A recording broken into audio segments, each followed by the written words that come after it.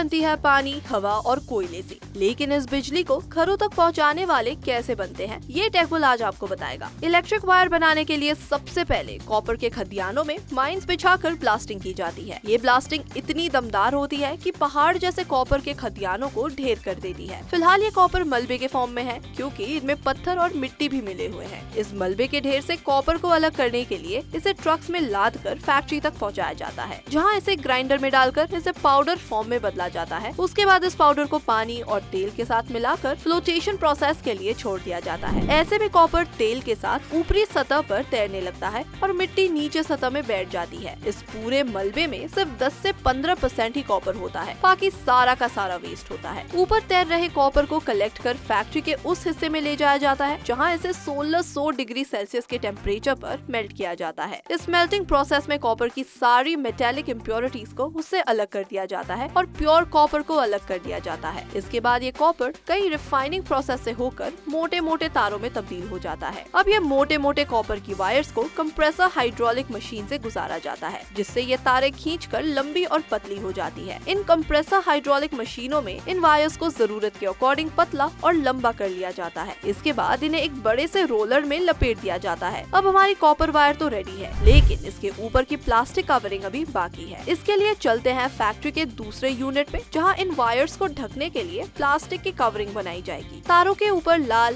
पीली, हरी, नीली रंग की प्लास्टिक कवरिंग चढ़ाने के लिए पीवीसी में कलर्स ऐड किए जाते हैं। इसके लिए सबसे पहले पीवीसी के दानों को कलरिंग एजेंट्स के साथ मिलाकर पिघलाया जाता है। जब तक ये पिघल रहे हैं, हम वापस वहीं चलते हैं जहां हमने उन तारों को रोलर में लपेट कर छोड़ दिया था। अब इन तारों को जरूरत के अकॉर्डिंग एक बार फिर से मॉडिफाई किया जाएगा। आपने घर में कई बार नोटिस किया होगा कि हर चीज के लिए अलग अलग साइज के तारों की जरूरत होती है। कुछ सिंगल कॉपर की वायर्स होती है, तो वही बहुत सी वायर्स को लपेट कर मोटी तार बनाई जाती है। इन्हें मोटा करने के लिए कई पतले तारों को मिलाकर एक ही तार के रूप में अच्छे से लपेट दिया जाता है। इसके लिए कई रोलर्स को मशीन में कुछ इस तरह से सेट कर दिया जाता है और जैसे ही ये मशीन स्टार्ट होती है, तो जिस तरह से रस्सियां बनती है, उसी तरह से इतनी सारी तारें आपस में लिपट कर एक तार बनाती है। अब हमारे जरूरत के अनुसार तारें तैयार हो चुकी है, लेकिन इन्हें ढकना अभी भी बाकी है। इन पर प्लास्टिक की कवरिंग के लिए इन तारों को एक्सट्रूडर मशीन में निकाला जाता है। यहाँ से जब ये तारें गुजरती है, तो इनके ऊपर प्लास्टिक की कवरिंग हो जाती है। अब ये तार बहुत गर्म होती है, इसलिए आगे इन्हें पानी से गुजारा जाता है, जिससे ये तुरंत ठंडी भी हो जाती है। अब हमारी ये इलेक्ट्रिक वायर पूरी तरह से रेडी है। इन्हें एक बड़े से रोलर में लपेट लिया जाता है और उसके बाद मार्केट डिमांड के अकॉर्डिंग इनकी लेंथ और वेट को सेट करके इन्हें डिब्बों में भर दिया जाता है। अब ये वायर्स यहाँ से मार्केट में बिकने के लिए भेज दिए जाते हैं। अगर आज की वीडियो आपको पसंद आई हो तो इसे लाइक करने के साथ साथ अपने दोस्तों और रिश्तेदारों के साथ जरूर शेयर कर दें। अगर आप ये वीडियो यूट्यूब पर देख रहे हैं तो चैनल को सब्सक्राइब करके बेल आइकन दबा दें। फिलहाल के लिए इतना ही। अभी के लिए मेरी दीजिए इजाजत। आपसे मुलाकात होगी अगले वीडियो में। शुक्रिया।